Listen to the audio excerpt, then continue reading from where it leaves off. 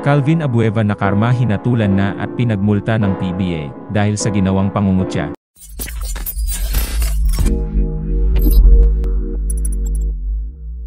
Sinampal ng PBA si Calvin Abueva ng Magnolia ng mabigat na multa na 100,000 dahil sa ginawa niyang pangungutya kay San Miguel Beer coach George Gallant noong Game 2 noong linggo. Ipinaliwanag ni Commissioner Willie Marshall na ayon sa mga alituntunin ng liga, ang sinumang tao na makakasala sa dignidad ng sinumang tao dahil sa pisikal na kapansanan ay papatawan ng multang hindi bababa sa 100,000 pesos. Nangyari ang insidente sa 4th quarter, ilang sandali matapos gumawa si Abueva ng deliberate foul kay Mota Utua na nagbigay sa kanya ng kanyang ikalimang foul ng laban. Na-subbed out si Abueva dahil dito, kung saan nakitang kinukutya nito ang pisikal na kapansanan ni Gallant.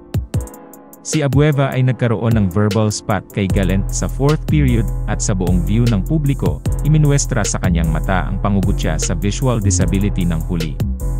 Si Gallant ay nagsusuot ng artipisyal na mata matapos mawala ang kanyang kanang mata sa isang aksidente noong 1998. Saad naman ni League Commissioner Willie Marshall na humingi na agad ng tawad si Abueva kay Gallant noong gabing iyon at nakapagresolba na ang Magnolia forward ay naligtas mula sa isang matigas na parusa para sa kanyang pakikipag-away sa asawa ng SMBS Mota Utua post-game, isa pang insidente na kanyang kinasangkutan.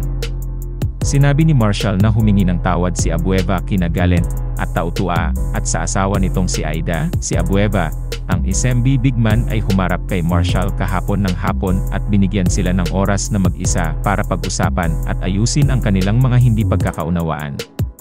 The Beast Calvin Abueva nasangkot na naman sa isang gulo laban sa asawa ni Mola Tautua.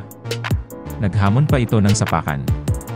February 4 naganap ang mainit na Game 2 ng finals sa pagitan ng Magnolia Hotshots at San Miguel Beermen.